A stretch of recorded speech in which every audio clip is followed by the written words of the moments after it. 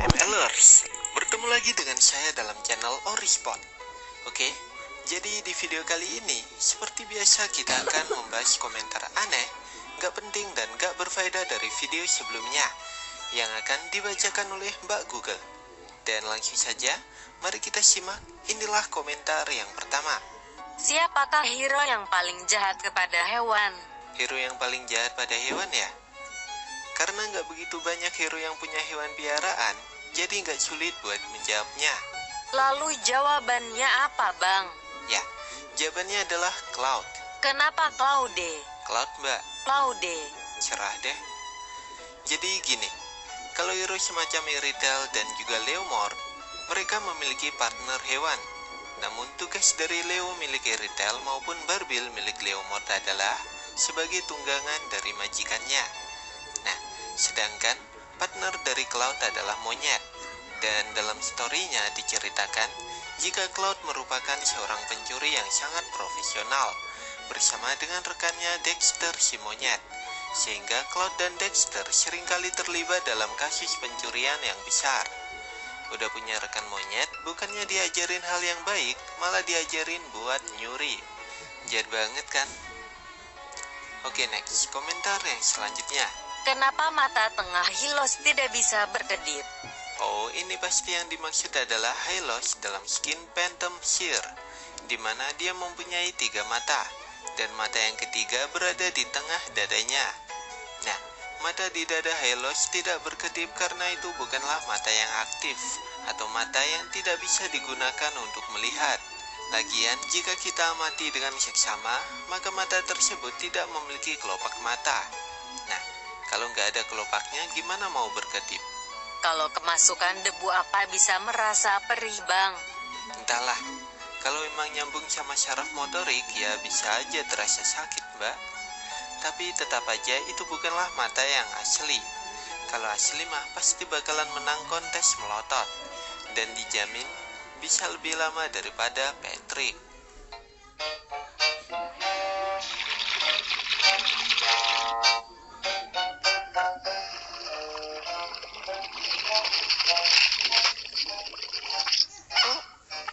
Patrick, wow, Apa? kau orang melotot terbaik yang pernah aku pelototi. Oh, kontes melotot ya. Aku kira ini adalah kontes berkedip dan aku kalah. Oke, next. Komentar selanjutnya. Bahas senjata yang paling serem di Mobile Legends. Ada banyak sih. Ada juga senjata yang absurd kayak pistol air, bantal bintang, ataupun tisu toilet. Nah, tapi itu dari segi bentuknya saja. Sedangkan yang akan kita bahas adalah senjata paling serem di Mobile Legends berdasarkan kisahnya. Jadi yang saya masukkan hanya senjata dari hero di Mobile Legends yang hebat dan pernah dibahas dalam kisah atau lore-nya. Nah, senjata apa saja kah itu? Mari kita simak, inilah videonya. Tapi sebelum itu, di bawah video ini ada tombol untuk berlangganan atau subscribe. Silahkan tekan tombol tersebut untuk berlangganan video dari Orispot.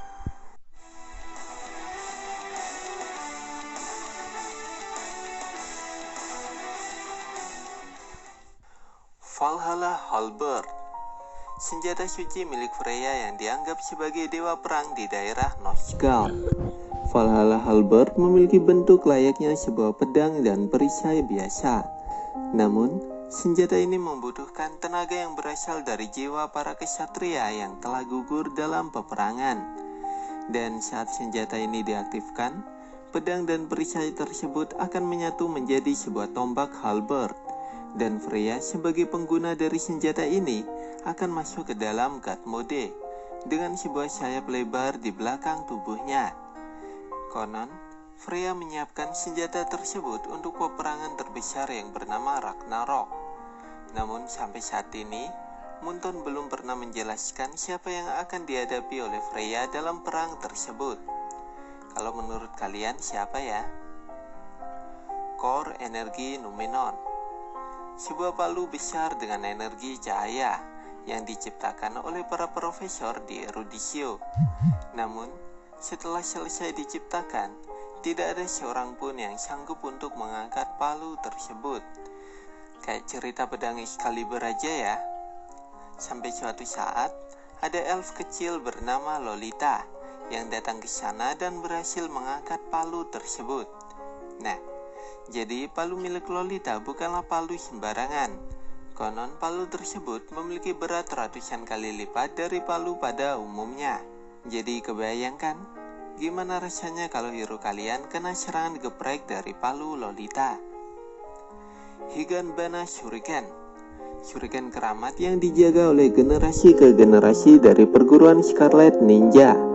Shuriken tersebut memiliki kemampuan hebat untuk menghentikan gerakan lawan serta mampu menyerang beberapa lawan. Tujuannya mencuri shuriken tersebut adalah karena dia ingin mengalahkan Hanjo, sang pengkhianat Shadow Ninja. Karena dengan begitu, Hayabusa akan lepas dari takdir misi terakhirnya. Namun tetap saja, mencuri tetaplah mencuri, apalagi benda tersebut adalah benda keramat. Hal itu tentunya akan membuat Hanabi diusir dari perguruan Scarlet Ninja, atau paling tidak dia akan mendapatkan hukuman. Seime Umbrella. Payung milik Kagura ini berisi jiwa dari roh-roh leluhur yang bisa menyerang dan mengikat lawan. Payung Seime hanya bisa dimiliki oleh Onmyoji Master, atau orang yang mampu menjadi pengendali yin yang sudah diakui oleh tetua desa. Dan Kagura adalah Onmyoji Master dengan usia yang paling muda, karena para Onmyoji Master terdahulu hilang tanpa kabar.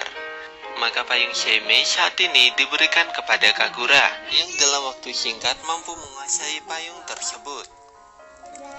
Ashura Steed. Pedang milik Martis yang berbentuk seperti taring, namun Martis memisahnya menjadi dua bagian agar bisa dia gunakan di tangan kanan dan juga tangan kiri. Pedang tersebut merupakan pedang kebanggaannya yang dia gunakan untuk menyelesaikan misi 3000 Words yang membuatnya mendapatkan julukan Ashura King atau Sang Raja Ashura. Wah, aku dapat helm. Grup, kalahkan semuanya. Keren banget, aku juga mau. Wah, aku dapat naga hitam, naga penghancur. Ya Tuhan, ada Oracle, bisa revive. Ah, aku juga mau. Wah, Raja Angin. Main game apa sih? Game ini, undi 10 kali, bisa dapat hero bintang 5. Buka bisa undi 10. Malefic Gunner. Meriam sihir dengan tenaga Malefic yang dibuat oleh ayah Layla, dan saat ini diberikan kepada Layla. Malefic adalah suatu kekuatan aneh yang mirip dengan kegelapan, yang bisa memberikan kerusakan serta menyerap apapun yang dia sentuh, termasuk ayah Layla yang menjadi korbannya. Namun sebelum meninggal, ayah Layla telah memberikan cannon yang bernama Malefic Gunner kepadanya, dan dengan senjata itu, Layla dapat melenyapkan seluruh energi jahat Malefic yang berada di tempat tinggalnya. Spear of Destiny disebut juga sebagai tombak takdir. Tombak itu bukan dibuat dari suatu benda, melainkan dari energi kebencian dan juga rasa dendam dari hati Moskov. Dari energi itu, Moskov dapat membentuknya menjadi sebuah tombak hitam yang pekat, yang bisa menembus apapun yang diserangnya. Karena tombak yang dilemparnya bukan merupakan suatu zat yang memiliki kepadatan, melainkan sebuah energi kegelapan. Nah, itulah sebabnya kenapa tombak Moskov bisa muncul seketika dan tidak pernah habis. Edge of Wrath, kapak besar milik Tamus yang sering digunakan untuk menebas lawannya maupun iblis yang dianggapnya lemah dan tidak berguna. Kapak itu telah memakan banyak sekali korban jiwa, dan setelah melakukan pembunuhan dengan Edge of Wrath, Tamus senantiasa menempa kapak tersebut, sehingga tingkat kekuatan dan juga tingkat ketajamannya semakin lama semakin meningkat. Dan sampai saat ini, tidak terhitung sudah berapa kali Tamus menempa kapak tersebut. Tak heran jika Fanny mampu diempaskan dalam sekali serangan. Namun kapak dari Tamus tidak mudah untuk bisa menembus pertahanan absolut dari Tigreal. Amino Habakiri, pedang kutukan milik Hanjo yang memiliki jiwa dan keinginan tersendiri. Amino Habakiri dikenal juga sebagai pedang iblis yang gemar menghisap jiwa dari para makhluk hidup. Dari desain dan bentuknya, pedang dari Hanjo memiliki gigi dan mulut yang menganga, yang menandakan sebagai pedang yang haus akan jiwa.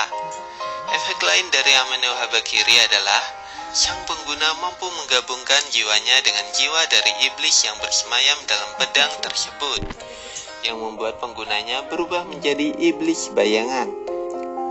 Blazing Demonic Blade, pedang terkuat dalam sejarah Land of Dawn. Blazing Demonic Blade saat ini dimiliki oleh Argus, sebuah pedang terkutuk yang selama ribuan tahun tersegel dalam hutan kegelapan. Pedang ini memiliki energi jahat yang amat sangat kuat, serta memiliki keinginan tersendiri. Syarat untuk menjadi pengguna pedang ini adalah menyerahkan jiwa kepada pedang tersebut, yang nantinya tubuh penggunanya akan dikendalikan oleh kesadaran dari pedang itu sepenuhnya. Namun, hal yang dijanjikan oleh pedang ini adalah sebuah kekuatan yang tiada tanding, serta keabadian yang membuat pengguna pedang tersebut tidak bisa mati. Nah, itulah tadi ke-10 senjata yang paling serem dan kuat di Mobile Legends berdasarkan ceritanya. Oke, itu aja. Saya ucapkan terima kasih telah menonton video ini dan jangan lupa untuk share dan subscribe channel Orispot. Sampai bertemu di video selanjutnya. Salam Orispot.